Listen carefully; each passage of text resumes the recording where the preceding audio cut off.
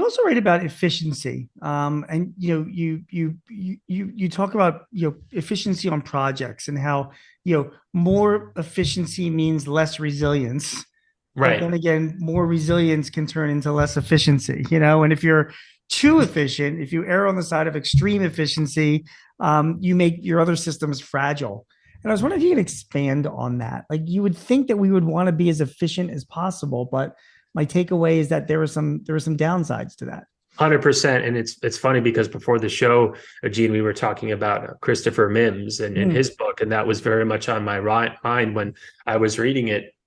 And he was talking about how we had optimized the supply chain for efficiency. And then right. the problem is that when there's a glitch, that reverberates through the entire thing. So that's just a premise of lean manufacturing and just-in-time inventory. Well, the same thing applies to these projects. So when you've got COVID, depending on your vaccine status and other health factors, you may not be productive. So the project that's perfectly resourced, for lack of a better term, Mm, is so susceptible to mm, one person. And there's an example in the book of a college that had staffed its future semester classes perfectly.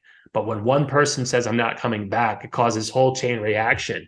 And to the extent that, and you know this, project management is not exactly a home run. According to PMI, it's something like 56% of projects hit their numbers, and it's a little bit higher when they abide by their talent triangle. It's still basically 3 and 5. That's not a great percentage.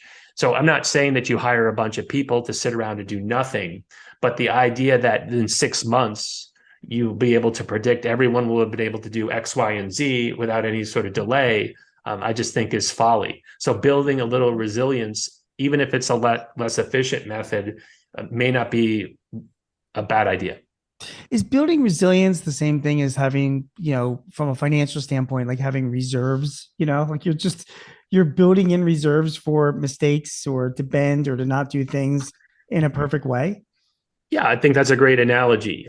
God forbid if you're an independent business person and when a clients doesn't pay you. Yes. You could argue that there's such a thing as too much resiliency because I just saw in the Wall Street Journal today that the average bank is offering 0.5% interest rates when interest rates are 7.5% with inflation. Yeah. So if you keep hundreds of thousands of dollars in cash or under your mattress, you are losing out. So yeah, I'm not arguing that, as I said, you should have 20 people sitting around twiddling their thumbs in case something happens. But if you're thinking that you're going to stick the landing over and over again, you really are playing with fire.